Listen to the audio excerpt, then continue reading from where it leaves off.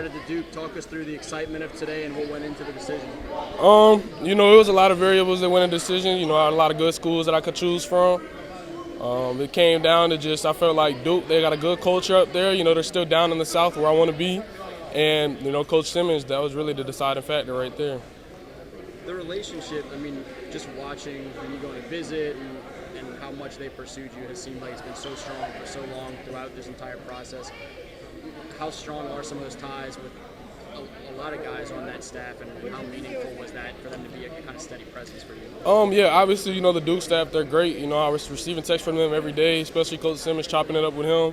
It's cool, especially when the head coach reaches out to you very often. That's obviously they want me. So, like, when you feel wanted, it feels good. Obviously, I built a lot of relationships with a lot of great coaches. Shout out to the Cal staff, loved them. Built a great relationship with Coach Foster at Northwestern, Coach JJ, Coach Hayes at Tulane. All them guys, Coach Dawkins at Cincinnati. Those relationships, those things are going to pursue me in life. Even, they're not always going to be there. So. The academic importance was obvious even from the 5 finalists, and it was talked about leading up to your decision today too. How much were you weighing the academic side, the full student-athlete picture, I guess, and do you already know what you want to major in, stuff like that?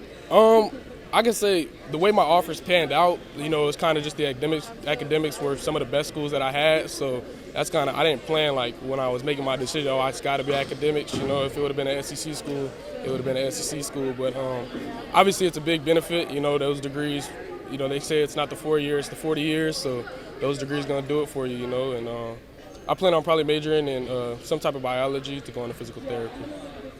What should Duke fans know about the guy that they'll be getting as part of this 2025 class when you arrive on campus? Y'all going to get someone that's hungry, that wants to come out there and play, make the team better, show support to all teammates in all aspects of life, and just that's always going to be there and make the right decisions.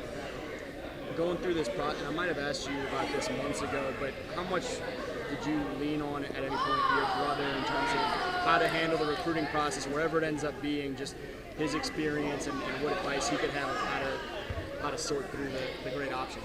Yeah, obviously I was there for his recruiting process, being the little brother, being on all his visits and stuff, so I was able to see firsthand what it looks like. Me and my brother, he didn't really talk to me much about the recruiting, but we chop it up. We're on the game every day because we have our NCAA dynasty, so we're on the game chopping it up just about football and about everything in general, so him being there is obviously a big part.